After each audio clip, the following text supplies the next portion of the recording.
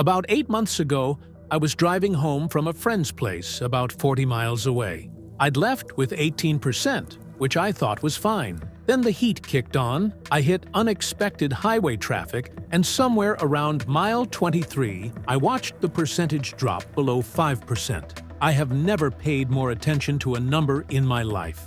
By the time I pulled into a supercharger, I was at 1%, hands sweating, driving 55 in a 70, every small hill feeling personal. The car made it, obviously, or this would be a different kind of video. But what I didn't know that night, and what I wish someone had told me before I ever got in that situation, is what a Tesla actually does when it hits 0%. Because it doesn't do what you think. And understanding exactly what happens, step by step, changes how you think about range anxiety completely. Here's the first thing worth understanding, and honestly, the most relieving. When your Tesla displays 0%, the battery is not empty. Tesla builds a reserve buffer into every car that the percentage display never shows you. The publicly known buffer on most Model 3 and Model Y variants sits somewhere between 3% and 7% of actual battery capacity held back below the zero line. On a 75 kilowatt-hour pack, that's roughly 2 to 5 kilowatt-hours of energy sitting there as a safety net below what the screen ever shows. This is deliberate. Tesla designed it so that hitting 0% on the display doesn't mean hitting the actual floor of the battery. It means you've reached the bottom of your usable allocation and the car is now managing carefully what's left. A member on Tesla Motors Club, one of the most cited battery researchers in the Tesla community, documented this buffer across multiple vehicles back when he was reverse engineering battery data in the early Model S days. The buffer exists specifically to protect the cells from the kind of deep discharge that causes permanent damage. So when you see 0%, you have not destroyed your battery. You have triggered a carefully managed protection sequence that Tesla engineered for exactly this moment. Here's the sequence most owners never see because they never let it get that far. Around 5% to 8%, the car starts reducing available power output. Not dramatically, you can still accelerate and drive normally, but the peak power ceiling comes down. This is the first stage of what Tesla owners call turtle mode, though Tesla doesn't officially use that name anywhere in their documentation. Around 3% to 4%, the power reduction becomes more noticeable. Highway speeds become harder to maintain.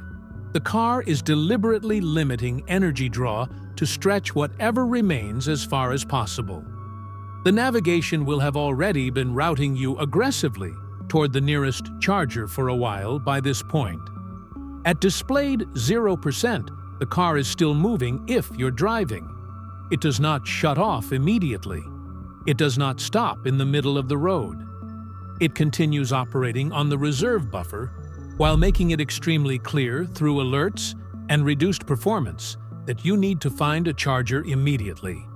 What happens after displayed 0% depends on how much of the reserve remains and how hard you're asking the car to work.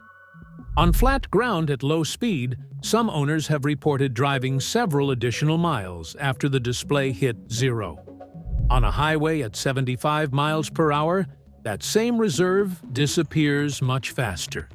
Eventually, and this is the part that matters, the car will slow to a very low speed, pull as far right as it can manage, and stop. Not violently, not without warning. It gives you time to get safely off the road before it loses the ability to move. A guy named Chris in Nashville documented his experience on Tesla Motors Club in detail. Model Y long-range, highway driving, missed a turn that added unexpected miles. Hit 0% displayed with about 4 miles to the nearest supercharger. He slowed to 45 miles per hour, stayed in the right lane, and made it with the car showing well below 0 on whatever internal display he was watching through a third-party app. His words afterward, I was terrified for nothing. The car managed it better than I did. A woman named Sarah in Oregon had a different experience. She hit 0% in cold weather, about 28 degrees Fahrenheit, and found the reserve felt significantly smaller than she expected. The cold had already been reducing her efficiency all day, and the buffer that exists in normal temperatures behaves differently when the battery is cold. She didn't make it to the charger, had to pull over about a mile short and call for a mobile charger. Car was fine, battery was fine, but the cold weather variable caught her off guard. The third story is the one I think about most. A retired engineer named Bob in Florida, regular contributor on Tesla Motors Club, hit 0% intentionally as an experiment about 4 years ago on a quiet road near his house. Documented the whole thing. The car went through exactly the sequence I described, eventually limiting speed to around 15 miles per hour before stopping completely in a safe location. He plugged into a nearby level 2 he'd arranged in advance. Car charged normally. No warnings, no errors, no lasting issues. His conclusion after the whole thing: Tesla built this for humans who make mistakes. It handles it gracefully. Does hitting 0% damage the battery? This is the question everyone actually wants answered. The honest answer is, occasionally, not significantly, and almost never from a single incident. The reserve buffer exists specifically to prevent the deep discharge that causes real lithium-ion cell damage. As long as the car manages the shutdown sequence, which it almost always does unless something else is wrong, the cells are never actually reaching critically low voltage. They're reaching the bottom of the usable range, not the bottom of the safe range. Where repeated deep discharge does cause measurable long-term wear is in situations like the extended parking scenario from our last video. A car sitting at critically low voltage for days or weeks without being charged. That's different from hitting 0% while driving and plugging in shortly afterward. The chemistry degrades from sustained low voltage over time, not from a single low discharge event, Recurrent Auto, which tracks real-world Tesla battery health across more than 15,000 vehicles, hasn't identified occasional 0% events as a meaningful degradation factor in their data. The cars that show accelerated degradation are almost always the ones with chronic high-charge storage or chronic thermal abuse, not the ones whose owners had a bad day and cut it too close on a road trip. What to do if it happens to you? Stay calm first. Seriously, the car is managing the situation better than your nervous system is. Slow down immediately. Every mile per hour you shed extends how far the reserve takes you. Dropping from 70 to 50 on a flat highway can add meaningful distance when you're running on reserve.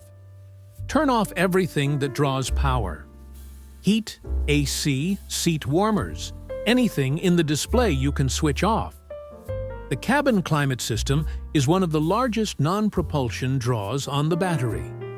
Turning heat off in winter is uncomfortable, but it could be the difference between making the charger and not. Use the navigation. If you haven't already, navigate to the nearest charger immediately. The car's routing knows your current consumption rate and the remaining reserve better than you do. Trust it. Drive conservatively. Flat roads, gentle acceleration, low speeds if traffic allows. The car is trying to get you there. Help it. When you do reach a charger, any charger, even a slow level 2, plug in before you do anything else. Don't park. Don't check your phone. Plug in. Once you're connected and charging, you've solved the problem. The night I came in at 1%, I sat in that supercharger for 20 minutes before I went inside. Not because the car needed it, just because I needed a minute. What I know now that I didn't know then is that the car was never as close to a real problem as it felt. The reserve was there. The management system was doing exactly what it was designed to do. The Tesla was calmer about the whole situation than I was. That's worth knowing before it happens to you. Because the first time you watch that percentage drop into single digits, your instinct is panic. And panic leads to bad decisions. Knowing the sequence, what the car does, why it does it, and that driving slowly to the nearest charger is almost always the right answer, means you handle it like Chris in Nashville instead of like me, white-knuckling a steering wheel at 55 miles per hour on a Tuesday night. If you've hit 0% on your Tesla, drop the story in the comments. What happened, what the car did, whether you made it. Those real accounts are genuinely useful for everyone watching who hasn't been there yet, but will be eventually. Thanks to everyone who's hyped this video. Your support means a lot. Subscribe for weekly Tesla ownership videos. Thanks for watching. See you next week.